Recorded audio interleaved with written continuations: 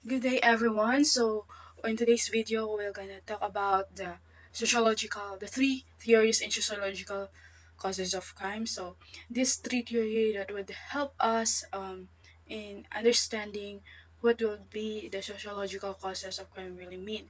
So, there are three theory in sociological causes of crime. First, we have the anomy theory.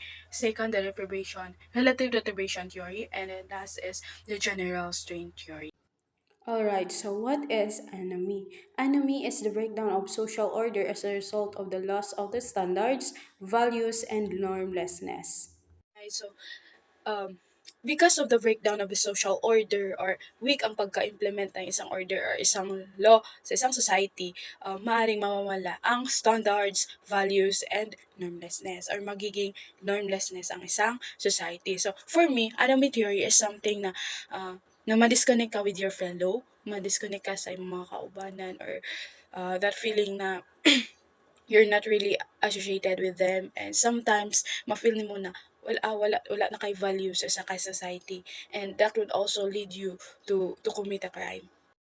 So, Larry Siegel defines the anomie in the French word which is normlessness and from the Greek word which is nomos or nomos means without norms. Emile Durkheim. So, Emile Durkheim is a French sociologist. So, according to him, an economic society is one which rules behavior have broken down or become inoperative during periods of rapid social changes and social crisis. So, pag ang isang society daw is like nag-breakdown or na-break na yung parang naging weak na yung rules, possible na magiging na inoperative na ang isang society or magkakaroon ng societal crisis. So, example dito is like magkakaroon ng kaguluhan. So, bakit magkakaroon ng kaguluhan? So, dito, because Durkheim believes that anomy theory or anomy is about normlessness. So, when we say normlessness, it is walang norms, walang standards, walang rules and regulations na sinusunod kung saan ang society na ito is like most people are parang uncontrollable na sila kung like free na sila kung ano yung gusto nilang gawin na even mag-commit pa sila ng crime. So, according to Smellinger 2011, anime came from the disjunction between socially approved means to success and legitimate goals. As a consequence, crime and deviance tend to arise when individuals feel the strain of being pressed to succeed and socially approved, but find the tools necessary for such success are not available for them. According to the research of Herbert Merton, he stated that the crime arises from the conflict between the social goals that are acknowledged as legitimate and the restricted access to resources needed to attain these goals. So, goals and means diverge in different classes, which is it while it is conceivable in all levels. So, the mismatch causes the person to get disoriented and might lead to social problems and psychological discomfort. So, his research seeks to identify why different civilization and groupings have varied rates of deviation rather than the deviation of individual people at the micro level. Good afternoon, everyone. My name is Jason Palma, and my topic is five mode of adoption. Merton's developed five modes of adoption: the cultural strain, conformity, innovation, ritualism, retreatism, and rebellion. Merton presents five modes of adapting to strain caused by restricted access to socially approved and means. Mertens noted the deviant response to strain was one of the five responses he observed in society. He refers such as deviance as innovation while identifying the other responses to strain as conformity, ritualism, retreatism, and rebellion. So this is the five modes of adoption. First is conformity, ritualism, innovation, retreatism, and rebellion. That's all and thank you. Hi everyone, my name is Jennifer Layam, and for this topic, I am going to discuss the relative deprivation theory. So, from the word itself, deprivation, it is something that is missing to a certain person, or a lack of essential of life, or lack of necessities. So, why relative deprivation causes a crime? So, what is relative deprivation theory? A theory that explains the subjective dissatisfaction caused by one person's relative position to the situation or position of another, relative different attitude. So, if you feel deprived or being lack of something, then you you see someone who is very lucky in life, so you want to possess or get that something that you never had. So it was strongly to get that or possess that things that you wanted. So relative deprivation theory was proposed by sociologists Judith Blue and Peter Blue.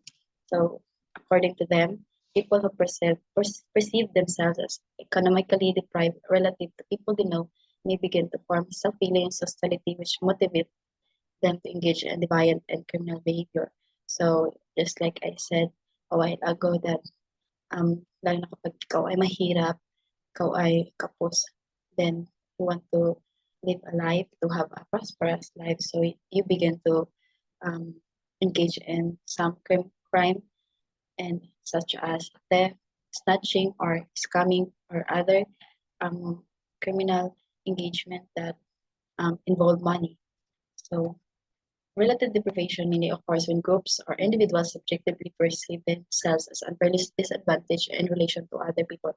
So kapag ikaw ay nakafeel na hindi patas, so you want to achieve na kung ano man yung achieve nila. So you want to have a prosperous life, then you commit a crime that na so that it can um, matutuksan or makuha man yung mga pangangailangan mo so that hindi ka na magiging, ma-discriminate in the society because you are poor um, or lack of essentials or yun. So that is the relative deprivation theory. That is why it is also a strong theory that um, that connect to the causes of crime. So that is the relative deprivation theory. And thank you for Once again, good day everyone. Now we're here at the general strain theory. And my task for this day is to discuss why many individuals partake in criminal and delinquent behavior. So that sounds like a mouthful. Okay. When we say general strain theory or what we call GST, it is focuses explicitly on negative treatment by others, and it is the only major theory of crime and delinquency to highlight the role of negative emotions in the etiology of offending. The best example for this is Pedro is a middle school student. Sometimes Pedro could experience stressful life events, which researchers call this strain. This strain could be the loss of a family members, household financial stress, or possibly even a peer rejection. These strains can leave Pedro with negative emotions. Could be anger, frustration, grief, or even guilt.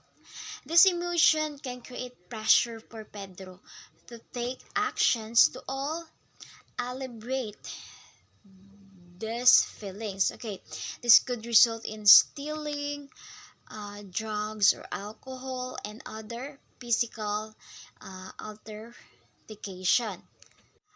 According to Robert Agnew, he explained that GST sees law-breaking behavior as a coping mechanisms that enable those who engage in it to deal with the socio-emotional problems generated by negative social relations.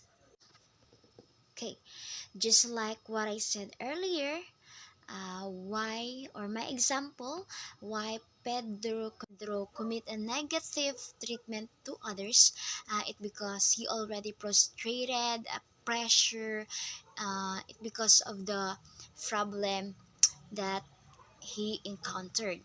As a student, why we should learn to this GST, or what we call general strain theory. Okay, every one of us must or need to learn about GST theory in order to help us uh, as a student, such Pedro, cope with these emotions and to keep us from engaging in violent behavior. So that's the reason why we need to study, why we need to learn general strain theory to avoid us in a negative in a negative emotion. So that's all, and good afternoon. Hi everyone, my name is Stacy Andrea Tabanao and I'm going to discuss the strain theory. Structural strain theory is a method of understanding crime. It argues that structures within society result in strain or pressure that cause people to commit crimes.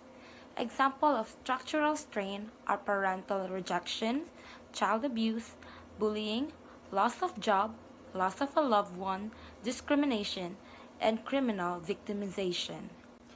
Individual strain theory. Individual strain theory state that certain strains or stressor increase the likelihood of crime. These strains lead to negative emotions such as frustration and anger. These emotions create pressure for corrective action, and crime is one possible response. Examples: individual strain. Experiencing chronic unemployment may engage in the theft or drug selling to obtain money, seek revenge against the person who fired them, or take illicit drugs in an effort to feel better. Robert King Merton was an American sociologist who is considered a founding father of modern sociology and a major contributor to the subfield of criminology. He served as the 47th president of the American Sociological Association.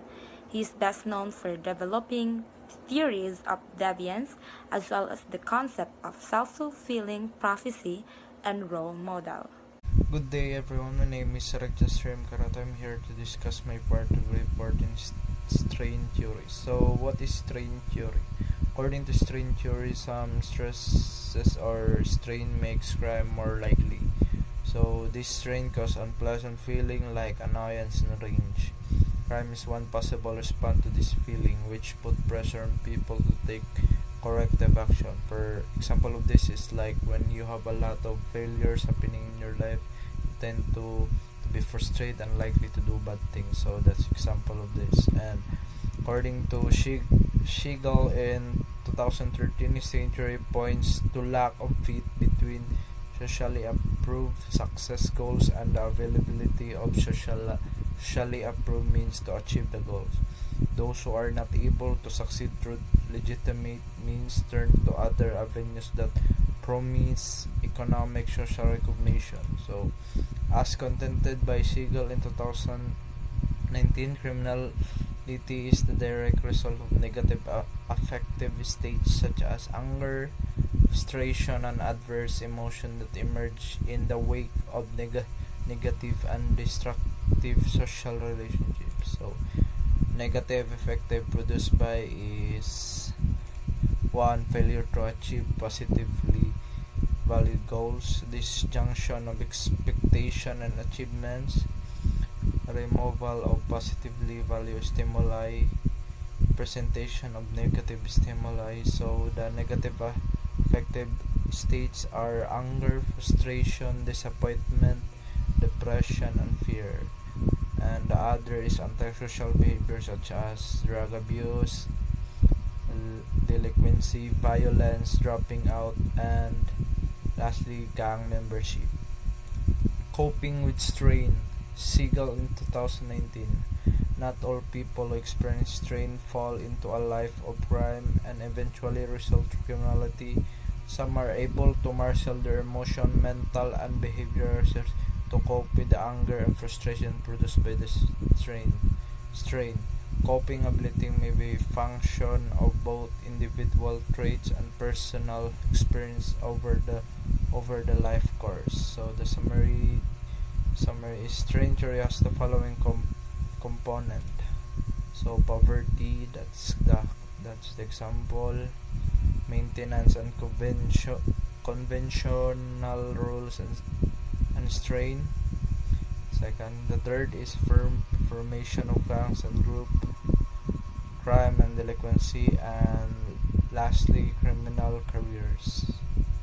So, guys, that would be all.